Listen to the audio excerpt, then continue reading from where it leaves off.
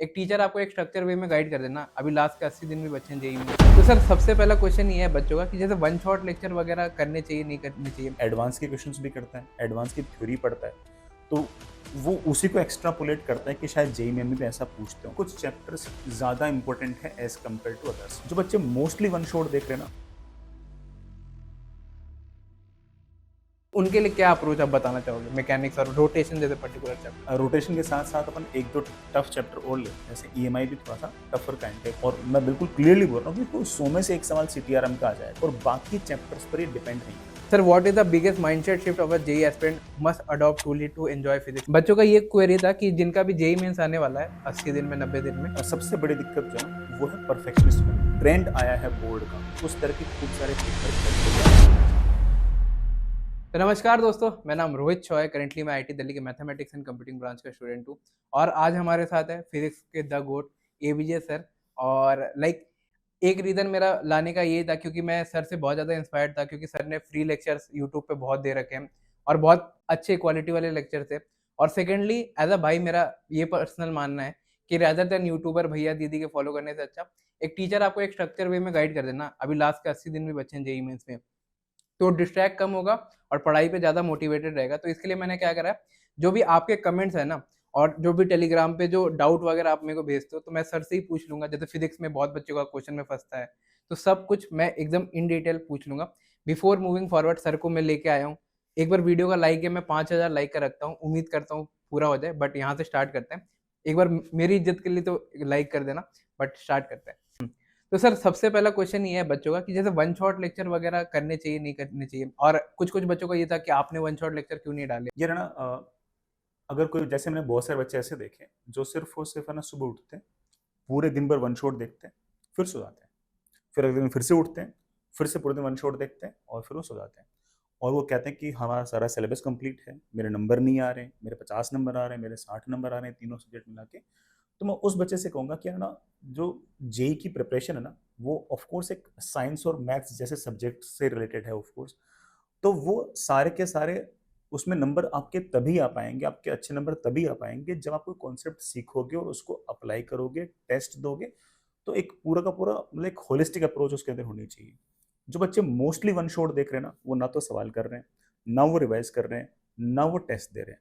लेकिन अगर कोई वन शॉट देखने वाला बच्चा ये काम साइड में अगर कर रहा है और वन शॉट देखने के बाद अगर उसके पास पूरा पूरा टाइम अगर ये सारे सारे काम कर रहा है और उसे टाइम मिल रहा है, तो बढ़िया है। इनको बच्चा बोल दे कि मैं वन शॉट देखूंगा और मेरा एनआईटी में हो जाएगा, मैं आईआईटी में हो जाएगा, तो ऐसा नहीं होने वाला है। You have to do questions, you have to do practice, you have to give the test. और टेस्ट के बाद भी आपको बड़े आराम से एनालाइज करना पड़ेगा कि मेरी कहाँ कमी है, क्या खामियां हैं, मैं किस तरह के सवाल में गलतियां करता हूँ, और उस पर उसके बाद में उसे कुछ रेमेडियल स्टेप्स भी उसको लगातार उठाने पड़ेंगे।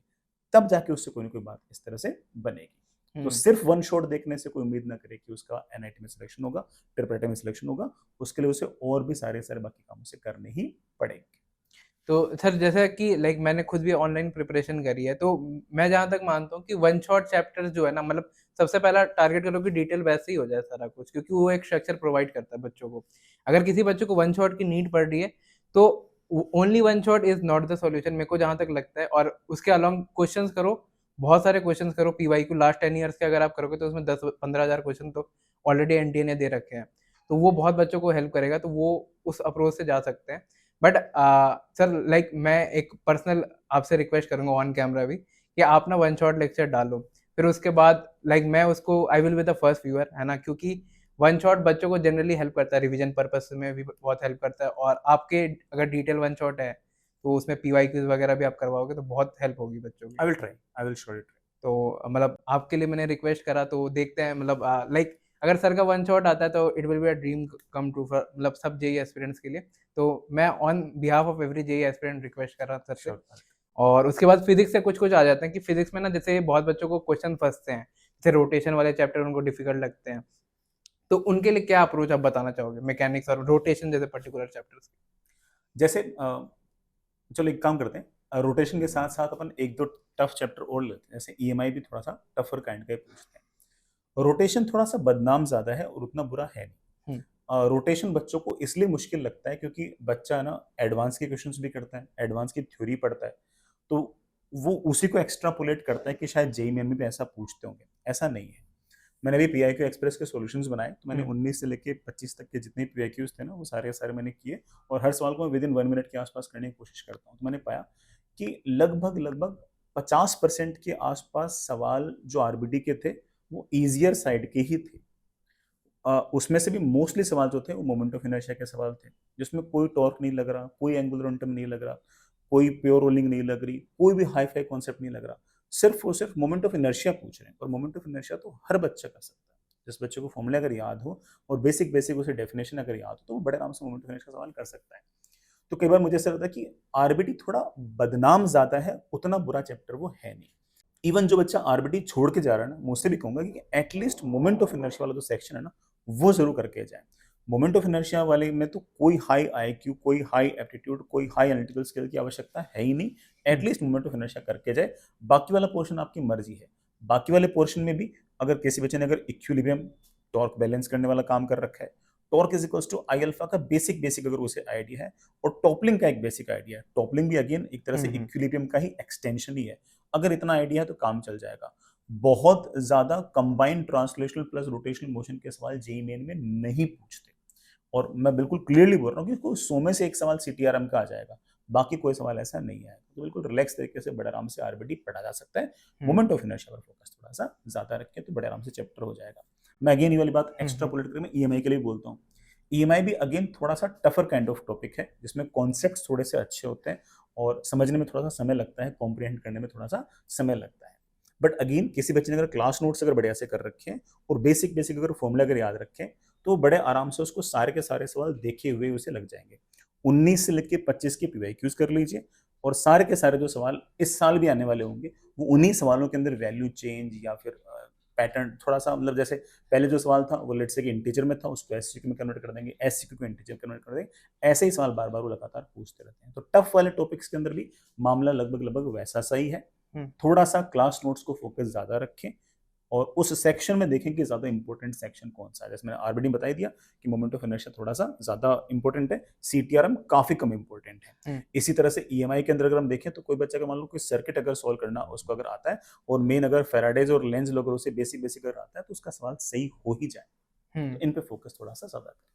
और मैंने भी लाइक अपने ऑडियंस को ये बताया था कि जैसे मतलब एवरी टफ चैप्टर है ना, तो every tough chapter has a easier topic. जैसे मोमेंट ऑफ इनर्शिया हो गया, हर एक जो जितना भी टफ से टफ चीज मिलेगी ना, उसका कोई ऐसा सब टॉपिक होता है जो जेईई मेंस में इजीली पूछा जाता है, एक दो फॉर्मूला लगता है। और एज अ जेईई एडवांस मतलब जिसने 2022 अपीयर किया है, तो मैंने भी अपनी प्रिपरेशन ऐसी करी, मतलब जो मेरा मेन प्रायोरिटी था एज अ जेईई एस्पिरेंट, मैंने 100% सिलेबस कवरेज पे रखा।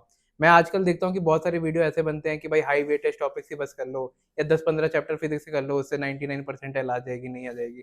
तो आपका क्या टेक है इस पे? जैसे मैं ये तो मानता हूँ कि है ना, कुछ चैप्टर्स ज्यादा इंपॉर्टेंट है as compare to others, but इसमें अगर आप डेटा अगर बहुत ही माइन्यूटली का देखोगे ना, तो you will be astound to know that कि इलास्टिसिटी और विस्कोसिटी के खूब सारे सवाल पूछ रखे हैं। पढ़ाने में सिर्फ 2 दिन लगते हैं, 3 लेक्चर लगते होंगे मैक्स टू मैक्स, लेकिन उसका वेटेज काफी ज्यादा है।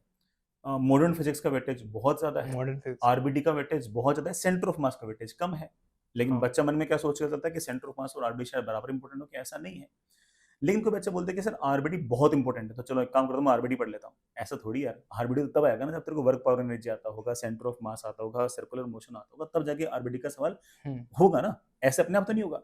तो सारी चीजें आपस में इंटर रिलेटेड है। बट बट कुछ टॉपिक्स ऐसे हैं जिसके लिए मैं ऐसा कह सकता हूँ कि हाँ यार ये इंपॉर्टेंट है, और बाकी चैप्टर्स पर ये डिपेंड नहीं करते। जिसमें मैं कहूंगा कि इलास्टिसिटी विस्कोसिटी एक टॉपिक है। पूरा मॉडर्न फिजिक्स जो है, चाहे वो एटॉमिक स्ट्रक्चर हो, चाहे वो है ना क्या कहते हैं फोटोइलेक्ट्रिक इफेक्ट हो, चाहे वो न्यूक्लियर फिजिक्स हो, और चाहे सेमीकंडक्टर हो, ये चारों टॉपिक बाकी पहले वाले टॉपिक्स पर बहुत ज्यादा निर्भर नहीं करते, और उनका वेटेज काफी ज्यादा रहता है। मतलब प्री रिक्विजिट चैप्टर जो होते हैं, जो बेसिक हाँ, करने पड़ते उनकी हैं। आवश्यकता है ही नहीं। अगर अच्छा। आपने इनको अगर इंडिपेंडेंट, कोई बच्चा आज ही सोच ले कि यार मुझे तो सेमीकंडक्टर पढ़ना है, पढ़ लो, कोई दिक्कत नहीं। आज ही अगर किसी ने सी क्यूब से अगर मान लीजिए सेमीकंडक्टर पढ़ लिया, तो उसको पूरा समझ आ जाएगा। अगर 1 या 2 सवाल पूछेंगे तो आपके बन जाएंगे वाले सवाल। तो उसको पहले वाले चैप्टर पर डिपेंडेंसी नहीं कि हर इलेक्ट्रो पढ़ूंगा तब जाके मेरे से सेमीकंडक्टर का तो सवाल सर बनेगा, ऐसा जैसे नहीं। एज अ जेईई एस्पिरेंट मैं आपसे अगर बात करूं, तो मेरे को अगर एक ऐसा बच्चा हूं जिसने फिजिक्स मेरी उतनी अच्छी है नहीं, उतनी ठीक ठीक नहीं है, और मैंने बस देखा कि हाई वेटेज जो चैप्टर्स है, या मतलब समझ लो 10 चैप्टर जिससे सबसे ज्यादा क्वेश्चन पूछे जाते हैं, बस वही करके जेईई में इसमें चले जाओ, तो क्या ये अप्रोच मेरा सही है? देखो अप्रोच तो सही नहीं है ना? हाँ, बिल्कुल, मतलब मैं तो बहुत ही क्लियरली इस बात को बोल रहा हूँ कि अगर मान लो कि ऐसा भी हो सकता है कि आपने कहा कि यार मैं तो है ना मॉडर्न फिजिक्स करके जाऊँगा बढ़िया से, है ना? और लेट्स से 9 शिफ्ट थी जनवरी अटेम्प्ट के अंदर, 8 शिफ्ट के अंदर मॉडर्न फिजिक्स भर-भर के पूछ रखी है। तेरी शिफ्ट में नहीं पूछा। वही। और ऐसा हुआ है लास्ट ईयर, क्योंकि जो हाई वेटेज दिखा रखे हैं ना, तो एवरेज में दिखा रखे हैं और तेरी वाली शिफ्ट में मॉडर्न फिजिक्स नहीं है और तू मॉडर्न फिजिक्स ही पढ़ के गया है।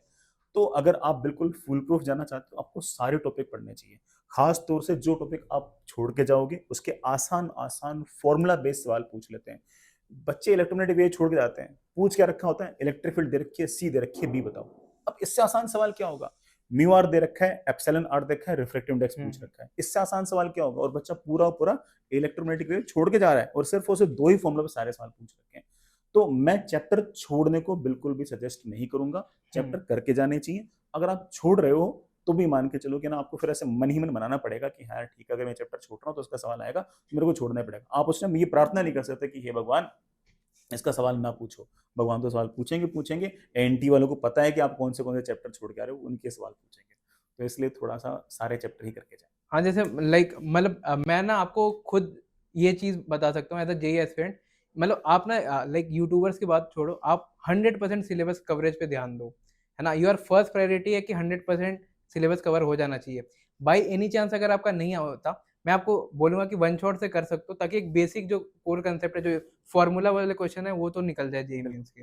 लेकिन कोई भी पोर्शन ना ऐसा छोड़ के मत जाओ कि हाई वेटेज है तो उसको बहुत अच्छे से करना है, जो लो वेटेज है यार ये तो लो वेटेज है इसको नहीं करना। ये मेंटालिटी बन जाती है और लाइक थोड़ा बहुत सेफ रहना। मैं खुद भी जैसे खुद भी कंटेंट क्रिएशन करता हूँ, तो मैं खुद भी रोस्ट कर रहा हूँ, but in the subtle way कि भाई आपके बेनिफिट के लिए चीज़ें और मैंने इसलिए मतलब एक टीचर जो लाइक बहुत रिस्पेक्टेड है उनको लिया क्योंकि वो बता पाई ये चीज़ें ताकि आप अपने आप पे इन्फोर्स कर सको। और अभी मैं कुछ कमेंट्स का जो आप लोगों ने मेरे को भेजे हैं उनका सर से पूछ लेता हूँ। एक बार सर इनके कमेंट्स ले लेता हूँ। तो ये वाला लेके आया हूँ, तो 1 सेकंड। कुछ-कुछ क्वेश्चन जैसे जिसको 1-2 मिनट में आंसर कर सकते हैं अपन। Sir what is the biggest mindset shift of a JEE aspirant must adopt truly to enjoy physics? Like बहुत बच्चों को ना फिजिक्स बोरिंग लगती है या बहुत खींच मतलब बहुत बच्चों को कैलकुलेटिव भी लगती है और मज़ा नहीं आता। तो इन बच्चों के लिए क्या आपकी टिप रहेगी? यार ना, जैसे अगर फिजिक्स को अगर मान लो कि एन्जॉय अगर करना है ना, तो हर बात को थोड़ा गहराई से पढ़ें, थोड़ा समझ-समझ के पढ़ें, ऊपर-ऊपर से सुपरफिशियली ना पढ़ें। गहराई से अगर पढ़ोगे, है ना, नेचर को समझते हुए अगर पढ़ोगे, तो फिजिक्स आपको थोड़ी-थोड़ी पसंद आना स्टार्ट हो जाएगी। और साथ-साथ में दूसरी बात कि आपने कोई भी कॉन्सेप्ट अगर पढ़ा है, तो उसको अप्लाई करने की कोशिश ज़रूर करें। उसे सवालों की फॉर्म में, टफ क्वेश्चंस की फॉर्म में उसे एज़ ए चैलेंज लें, तो धीरे-धीरे आपको फिजिक्स पसंद आना स्टार्ट हो जाएँगी। हाँ, ये और एक बच्चे का ये क्वेश्चन था, बहुत बच्चों का ये डाउट था कि how can we improve problem solving skill if we understand theory but freeze in numerical? मतलब उनको थ्योरी समझ में आती है लेकिन न्यूमेरिकल में वो फ्रीज़ हो जाते हैं। जैसे ना मैं बहुत ही फ्रैंकली इस बात को कहूँगा कि फिज़िक्स में मगर मैं जेईई की अगर बात करूँ, तो मैं जो एब्स्ट्रैक्ट फिज़िक्स है उसकी बात नहीं कर रहा, हाँ, जो हाँ। जेईई फिज़िक्स है उसकी बात कर रहा हूँ। उसमें मैं सही कहूँ तो कुछ ज़्यादा थ्योरी है नहीं एक्चुअली। सिर्फ़ और सिर्फ़ जो थ्योरी है, वो एक तरीके से सवाल करने की टैक्टिक्स हैं। जो भी टीचर पढ़ा रहा है ना, वो इस तरह से पढ़ा रहा है कि बच्चे से सवाल बन जाएँ। उसने सारी थ्योरी डिज़ाइन ही इस तरह से की है कि बच्चे से सवाल बन जाएँ। तो अगर आप थ्योरी समझ पा रहे हो, इसका मतलब आपको सवाल करने के सारे-सारे टैक्टिक्स आपको पता है। ठीक है? अगर मान लो कि लेट्स से मैं न्यूटन्स लॉ ऑफ मोशन पढ़ाऊँगा, तो मैं इसी तरह से न्यूटन्स लॉ ऑफ मोशन पढ़ाऊँगा कि न्यूटन्स लॉ के सारे-सारे सवाल बन जाएँ। तो अगर आप थ्योरी समझते हो, इट मीन्स दैट आपको सवाल करने के सारे के सारे तरीके आपको आते हैं। नाउ अब सबसे इम्पोर्टेंट चीज़ जो आती है, वो आती है कि आपको सवाल करने पड़ेंगे। अब बच्चा फँसता कहाँ है कि उसने लेट्स से कोई चैप्टर निपटाया और उसको फटाक से टफ सवाल करना स्टार्ट कर दिया। उससे 5 टफ सवाल उसने किए, उसमें से एक एक भी नहीं बना, उसने छोड़ दिया कि मेरे से तो नहीं बन रहा। इसकी बजाय वो ग्रेजुअली धीरे-धीरे सवालों का लेवल इंक्रीज़ करे। बिल्कुल आसान, सिंपल, सीधे सपाट सवाल बिल्कुल लेना स्टार्ट करें और वहाँ से चलते-चलते धीरे-धीरे आगे बढ़ें। फॉर एग्ज़ाम्पल 19 से लेके 25 तक के जितने पीवाईक्यूज़ हैं, वो करें और उसमें से भी सबसे पहले आसान वाले निपटाएँ। वो अगर बन जाए, उसके बाद मॉडरेट वाले पे आए और उसके बाद जाके वो टफ वाले पे आए। अगर हुँ, वो ग्रेजुअली आगे बढ़ेगा ना, तो बड़े आराम से उसको सारा-सारा काम बन जाएगा। तो उसमें जो ग्रेडेड मटेरियल है, ग्रेडेड मीन्स कि पहले ईज़ी, फिर मॉडरेट और फिर टफ। ये जो सीक्वेंस है, ये ज़्यादा इंपॉर्टेंट है। अदरवाइज़ बच्चा क्या करता है कि जैसे मान लो कि कोई 2 टफ सवाल किए, नहीं बने, फिर उसका मन उस चैप्टर से, उस कॉन्सेप्ट से उठ ही जाता हुँ। है। तो थोड़ा-सा उसे ग्रेडेड धीरे-धीरे लगातार आगे बढ़ते रहना चाहिए। हाँ, जैसे मैं ना आपको एक पर्सनली रिकमेंड करना चाहूँगा। बहुत मतलब ये क्वेश्चन था बच्चों का कि न्यूमेरिकल में फ्रीज़ हो जाते हैं, तो पीवाईक्यू एक्सप्रेस बोल के आपकी जो सीरीज़ है ना, वो मेरे को बहुत अच्छी लगी। एक तो देखो ये स्पॉन्सर्ड भी नहीं है और लाइक मैं कंप्लीटली रॉ बोल रहा हूँ, क्योंकि उसमें ना लाइक ऐसा है कि आपको जैसे कोई क्वेश्चन है ना जेईई मेंस का, उसमें ना आपको कोर कंसेप्ट बता देंगे 1 मिनट में, तो उससे आप खुद को जज कर पाओगे कि तब आप जाके न्यूमेरिकल में ज़्यादा नहीं फँसोगे। एक जेन्युइन रिकमेंडेशन थी जिसमें एबीजे सर ने आपने खुद ही पढ़ाया, तो लाइक कोई भी स्पॉन्सर्ड नहीं है, आउट ऑफ माय विल ब बता रहा हूँ मैं ये सारी चीज़ें। और न्यूमेरिकल अगर फ्रीज़ हो जाता है, अगर आप पीवाईक्यू एक्सप्रेस नहीं दे रहे हो फॉर एग्ज़ाम्पल, तो मैं आपको ये बोलूँगा कि आप जैसे सेशन वाइज़ पीवाईक्यू होता है ना, तो जिसमें पूरा कोई भी कोचिंग इंस्टीट्यूट पूरा जो जेईई मेंस का पेपर सॉल्व करवा देता है उस ईयर का, वो आपको यूट्यूब पे फ्री में मिल जाएगा, वो भी आप देख लेना। मेरे को पर्सनली मैं अपने टाइम में वो करता था, तो आप वो चीज़ फ़ॉलो कर सकते हो, अगर आप न्यूमेरिकल्स में फ्रीज़ हो जाते हो। बच्चों का ये क्वेरी था कि जिनका भी जेईई मेंस आने वाला है 80 दिन में, 90 दिन में, तो उनके लिए बेस्ट बैलेंस अप्रोच क्या रहना चाहिए ताकि वो क्लास 11 का भी फिज़िक्स अच्छे से कर पाएँ, 12th का भी कर पाएँ और बोर्ड एग्ज़ाम भी आ रहा है। ड्रॉपर बच्चों के साथ ये है कि बहुत ज़्यादा सिलेबस बल्क में है, बहुत सारी चीज़ें गैदर करनी है, तो उनके लिए कुछ टिप्स? जैसे ना सबसे बड़ी दिक्कत जो है ना वो है परफेक्शनिस्ट बनने की। बच्चा सोचता है कि ना मैं तो परफेक्शनिस्ट बनूंगा, हर चैप्टर के 200-200 सवाल करूंगा, तो इस परफेक्शनिस्ट वाले एटीट्यूड से बाहर निकलना पड़ेगा। अगर आपके पास टाइम कम बचा है तो कम सवाल कीजिए, है ना, और थोड़ा सा टाइम को एफिशिएंटली यूज कीजिए। दूसरी बात, जो बच्चे बोर्ड का एग्जाम दे रहे हैं मैं उनको कहूंगा कि पिछले 2-3 साल में बोर्ड का पैटर्न चेंज हुआ है। जो लेटेस्ट जो ट्रेंड आया है बोर्ड का, उस तरह के खूब सारे पेपर करके जाएं और उनको लिख लिख के करके जाएं, है ना, उससे आपका टाइम भी बचेगा और वो आप जैसे एग्जैक्टली बोर्ड पूछता है उस तरह के पेपर आपको बड़े आराम से मॉडल पेपर वगैरह मिल जाएंगे। वैसे पेपर देख के जाएं तो आपका बड़ा आराम से बोर्ड वाला काम भी बन जाएगा। 11th वाले जो टॉपिक्स हैं उनमें अगर रिवीजन करने की अगर बात करें तो उन सारे के सारे टॉपिक्स के अंदर आप थोड़ा सवाल कीजिए। फॉर एग्जाम्पल की इलास्टिसिटी विस्कोसिटी अगर रिवाइज करना है तो फटाक से गए क्लास नोट्स में पन्ने पलटे, पर पन्ने पे लगभग लगभग 1.5 से 2 मिनट के आसपास का टाइम स्पेंड करना है। फिर नेक्स्ट पेज पे, फिर नेक्स्ट पेज पे, फिर नेक्स्ट पेज पे, हर पेज पे रिसर्च नहीं करनी है। और जैसे ही सारा सारा इलास्टिसिटी और विस्कोसिटी निपट गया, उसे निपटते ही 2-4 पीवाईक्यू लगाए, हर फॉर्मूले पे एक एक सवाल किया और उसके बाद दैट्स इट डन। उसके बाद आप बड़े आराम से पेपर भी दे सकते हो, कोई दिक्कत नहीं आएगी। तो 11th के टॉपिक के लिए क्लास नोट से रिवाइज कीजिए और उसके बाद फटाक से हर कॉन्सेप्ट एक एक सवाल कर लीजिए, इतना काफी है। परफेक्शनिस्ट बनकर टाइम वेस्ट ना करें, टाइम को एफिशिएंटली थोड़ा सा यूज करें। सर मैंने इनको एग्जैक्टली सेम चीज़ बोली थी कि जब भी कोई बच्चा ऑनलाइन पढ़ाई करता है ना, उसके अंदर आती है परफेक्शनिस्ट मेंटालिटी। अगर कोई लेक्चर ले रहा हो ना, उससे 100% रिटेंशन लेनी है। हाँ, लेकिन एज अ जेईई एस्पिरेंट मैंने जो चीज़ एडवांस में भी फेस करी है कि you have to move with imperfection. मतलब ऐसा नहीं होगा कि रोड पूरा ही सीधा है, कुछ कुछ कंकड़ रहेंगे, बट विद टाइम वो चीज़ें स्मूथ आउट हो जाती है। बिल्कुल। तो बच्चे का ये क्वेश्चन था कि how can a beginner learn to visualise, like अगर कोई बच्चा उस वो विजुअलाइज ही नहीं कर पा रहा फिजिक्स का क्वेश्चन, तो उसके लिए कुछ रिकमेंडेशन आपके? हाँ, बिल्कुल, ये वाला फेयर पॉइंट है। वैसे मैं सही कहूँ ना तो जेईई मेन के जो सवाल है ना, वो बहुत ज़्यादा विजुअलाइज़ेशन बेस्ड नहीं है। वो बिल्कुल फ्लैट सवाल पूछते हैं। हुँ। एक्स दे दिया, वाई दे दिया, ज़ेड पूछ लिया, इसके अलावा सवाल पूछते ही नहीं है। तो किसी बच्चे को अगर विजुअलाइज़ेशन अगर अच्छी करनी है ना, तो वो जेईई मेन की पीवाईक्यूज़ पर बहुत ज़्यादा डिपेंड नहीं कर सकता। उसे सवाल करने चाहिए, लेकिन ऐसे सवाल करने चाहिए जिसके अंदर भाषा अच्छी हो, लैंग्वेज बड़ी हो, 4-4, 5-5 लाइनों के सवाल हो। उन सवालों के साथ अगर बच्चा टाइम स्पेंड करेगा तो बड़े आराम से उसका काम बन जाएगा। तो थोड़ा-सा इस तरह के सवालों के साथ टाइम स्पेंड थोड़ा-सा ज़्यादा करना पड़ेगा और ऐसे सवाल ऑफ कोर्स एडवांस के जो पीवाईक्यूज़ हैं, उसमें मिल जाएँगे। एक्सरसाइज़ 2 के जो सवाल हैं, उसके अंदर मिल जाएँगे। बुक्स की अगर बात करूँ तो एचसीवी के अंदर इस तरह के सवाल खूब सारे हाँ। मिल जाएँगे। एचसीवी के अंदर रैंडमली एक्स दे दिया, वाई दे दिया, ज़ेड नहीं दे रखा होगा। उसमें वो जो एक्स और वाई दे रखा है ना, वो भी कहानी के रूप में दे रखा होगा। तो वो जब बच्चा सवाल करेगा तो बड़े आराम से ना वो साथ-साथ में विजुअलाइज़ भी धीरे-धीरे करना स्टार्ट कर देगा। लेकिन कोई मुझसे पूछे कि क्या जेईई के लिए ये इतना हाई लेवल का विजुअलाइज़ेशन कंपल्सरी है क्या? तो आई वुड से दैट कि जेईई मेन में it is not that much required. Then on the contrary advance में एडवांस में तो रिक्वायर्ड लगता है, है। उसकी मैंने बात ही नहीं करी। लाइक मेरे शिफ्ट में मेरे को याद है 2022 के जेईई एडवांस के पेपर में कुछ-कुछ ऐसे क्वेश्चन थे ना, लाइक उसको ना आपको ड्रॉ करके तब जाके आपको अप्रोच समझ में आएगी कि इसको ऐसे लगाना है। तो उन क्वेश्चन के लिए आप ना जैसे गोट बुक, एससी वर्मा हो गया ना, वो आप उसके लेवल 3 के क्वेश्चन करके जाना। मैंने पर्सनली वो करे तो मेरे को बहुत हेल्प करा था अपने टाइम में। तो वो मेरे को बहुत सही लगी थी। और एक क्वेश्चन था बच्चे का, how should we divide our time between mechanics, electrodynamics and modern physics for JEE Mains versus JEE Advance? यार ना जैसे ना इसमें मेन बात क्या फँसती है कि ना मोस्टली बच्चा ना अपना समय जो है ना मैकेनिक्स को देता है, जो मुझे ऐसा लगता है कि थोड़ा-सा गलत है। अगर आप वेटेज वाइज़ अगर देखोगे ना, तो इलेक्ट्रोडायनामिक्स का वेटेज ज़्यादा है और अगर मान लो कि आप, है ना, रिटर्न ऑन इन्वेस्टमेंट अगर देखोगे ना, स्ट्राइक रेट अगर देखोगे तो मॉडर्न मॉडर्न फिजिक्स फिजिक्स ज़्यादा मॉडर्न अच्छा फिजिक्स है। अच्छा है। तो ऐसे मुझे ऐसा लगता है कि थोड़ा डिस्ट्रीब्यूशन वेल डिफाइंड होना चाहिए। ऐसा नहीं होना चाहिए कि ना यार मैकेनिक्स पढ़ने में बड़ा मज़ा आ रहा है, तो मैं मैकेनिक्स ही पढ़ता चला जाऊंगा, क्योंकि बच्चे जो टाइम डिस्ट्रीब्यूट करते हैं ना, वो कई बार एग्जाम के हिसाब से ना करके अपने मजे के हिसाब से करते हैं कि यार मॉडर्न फिजिक्स में मजा नहीं आ रहा, एटम दिख नहीं रहा, वो न्यूट्रॉन मेरे सामने नहीं आ रहा, न्यूट्रॉन भागता हुआ नहीं दिख रहा, लेकिन आरबीटी के अंदर उसे बॉल घूमते हुए दिख रही है, उसे सवाल बन रहे हैं, तो वो आरबीटी को ज्यादा समय देता चला जाता है।